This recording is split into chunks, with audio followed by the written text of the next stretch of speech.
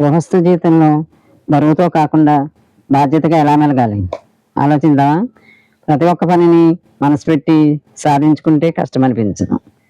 సోమరితనానికి తావివ్వకుండా నిర్లక్ష్యాన్ని వదిలి అందరి పట్ల బాధ్యత తీసుకొని వ్యవహారాన్ని నిర్వర్తించాలి. ప్రతి ఒక్కరు కూడా కుటుంబంలో బాధ్యత వహించి పనులు క్రమశిక్షణతో చేసుకోవాలి. ఎంతటి కార్యమైనా సాధ్యమే. మరి నేనే చేస్తున్నాను నేనంత అన్న భావన లేకుండా పరమాత్మ నడిపిస్తున్నాడనే భావనతో ఉండాలి. మనం మనం చేస్తున్నామన్న భావన అందరిలోనూ ఉండాలి. ఎవరి పనులు వారు బాధ్యతగా చేయాలి. ఒకరికొకరు సహకరించుకుంటూ పనులు చేసుకుంటే ఎక్కడ ఏ ఆటంకం ఆదర్దా ఉండదు. పిల్లలు కూడా తల్లిదండ్రులు బాధ్యతతో చదివిస్తున్నారని గ్రహించి లక్ష్యంతో చదువుకుని క్రమశిక్షణ అలవర్చుకోవాలి.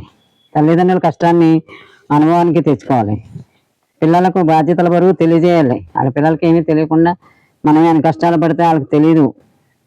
భవిష్యత్తు నిర్మాణం ఎలా ఉండాలో పిల్లలకే తెలియజేయాలి. అంతర్గతంగా పిల్లలు భార్య గుర్తించేలా ఆధ్యాత్మిక విషయాలు బోధించాలి. వారికి వారే తమ శీలాన్ని చక్కబరుచుకుంటారు. కుటుంబ బాధ్యతలను అర్థం చేసుకుంటారు. పద్ధతి ప్రకారంగా కుటుంబాన్ని నడిపించుకోవాలి. ఆర్థికంగా పొదుపు పాటించాలి. ఇది చాలా ముఖ్యం. లేకపోతే ఆర్థికంగా చితికిపోతారు. అద్దుల పద్దులతో కుటుంబాన్ని స్థిరపరచుకోవాలి. ఆనందంగా జీవించాలి. సంతోషంగా సంసారాలు నడవాలంటే అన్ని విధాల ఎలా ఉండాలి? పద్ధతి, క్రమశిక్షణ, ఒక ప్లాన్ ప్రకారం ఉండాలి. అన్ని విషయాల్లో కూడాను ఈ ఖర్చు ఇది ఇంత, ఆదాయం ఇది ఇంత, ఖర్చు ఇంత అని మన బడ్జెట్ ఇవన్నీ ఆలోచించుకుని పద్ధతిగా ఉంటే ఏ ఇబ్బంది రాదు. ఇబ్బంది ఉన్నా సర్దుకోవచ్చు.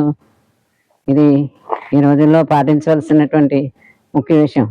ఏదైనా చూసి కావాలి, ఇది కావాలి, అది కావాలని కోరుకోకూడదు. మనకి ఎంత అర్హత ఉందో, మనం ఎంత ఖర్చు పెట్టుకోగలమో, మన బడ్జెట్ ఎంత ఉందో, ఖర్చులు అలా ఉండాలి. మెయిన్ పిల్లలకి చదువులు, వాళ్ళ ఖర్చులు, తర్వాత మనం ఎలా ఖర్చు పెట్టుకున్నా ఏదో ఒక ఖర్చు అనుకోకుండా వచ్చేదానికి కొంత అమౌంట్ కొంత పక్కన పెట్టుకుని ఇలా పద్ధతి ప్రకారం వెళ్తే దైవ సహాయంతో విశ్వాసంతో మనం ముందుకెళ్ళొచ్చు.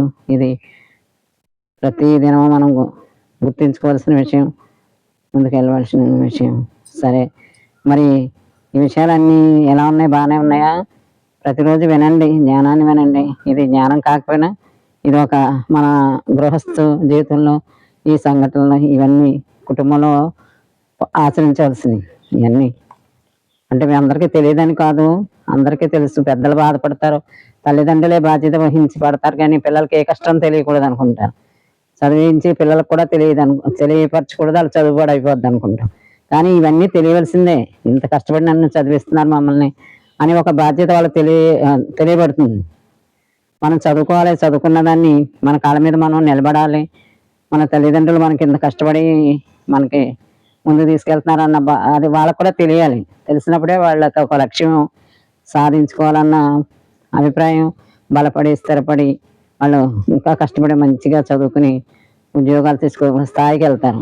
లేకపోతే ఉద్యోగం కూడా మనమే చూడాలి, వాళ్ళ పెళ్ళిళ్ళు మనమే చేయాలి, వాళ్ళ పిల్లల బాధ్యత కూడా మనమే చూడాలన్నట్టుగా ఉంటుంది. అలా కాకుండా ముందు వాళ్ళని నిలబెట్టాలి. ఈ చదువు ద్వారానే వాళ్ళ కాళ్ళ మీద వాళ్ళు నిలబడేలా మనం బలమైన పునాది వేయాలి. అంటే ఎలా వేయాలి? ధనంతో కాదు, విద్యతో వేయాలి. విద్య అంత గొప్పది కనుక పిల్లలకి అన్ని విషయాలు, కుటుంబంలో మన ఖర్చుల విషయాలు, మన బాధ్యతల విషయాలు అన్నీ తెలియజేయాలి.